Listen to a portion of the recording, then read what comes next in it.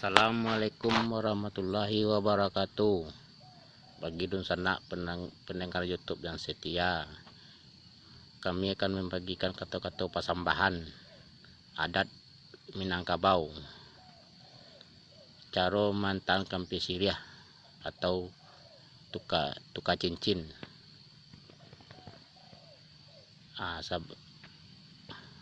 Konyo kata-katanya mak datuk ambai imbau, tapi sungguh pun mak datuk surang nambo imbau sipeknya usagalo silang sapangka ateh karakok namba junjo. Silang sapangka nyenyak jo mamak junjuangan sagalo urang sumando. Nanta sabui bako jo baki walau baipa jo babisan bayak bandan basumandan.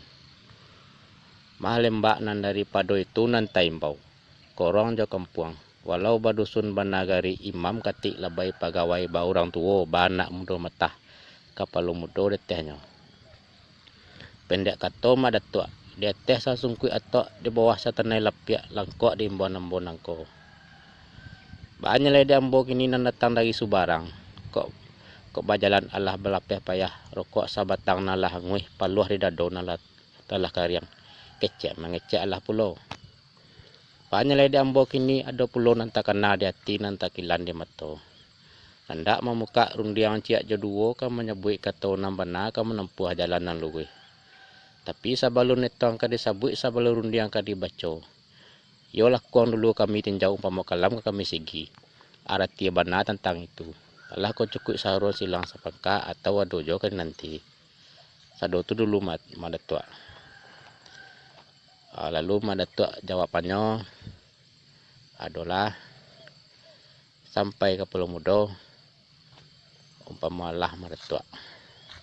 Iko menengah kato ke Pulau Mudo tu yolah kato nan sabananya.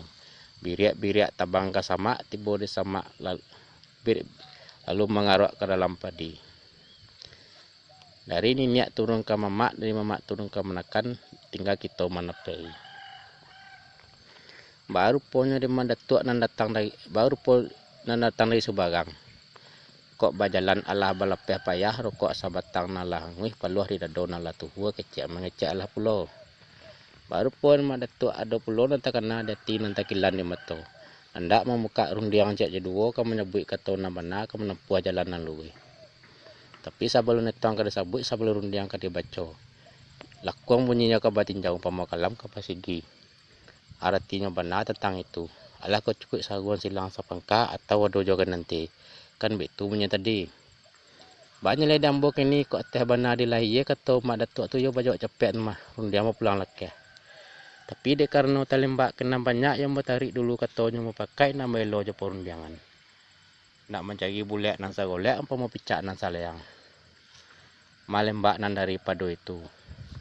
Kerang kari baju orang sunua bajai balun basudahan bau kekinci koto tuo. Dan dia ambo madatua. Lamaknya menih tu mah nan lomba lulu aku pai ambek baluhan menunggulah madatua seketiko. Nak beyo kami ateh bonus anak mau pakai ateh saudara. Kabak pulau kota.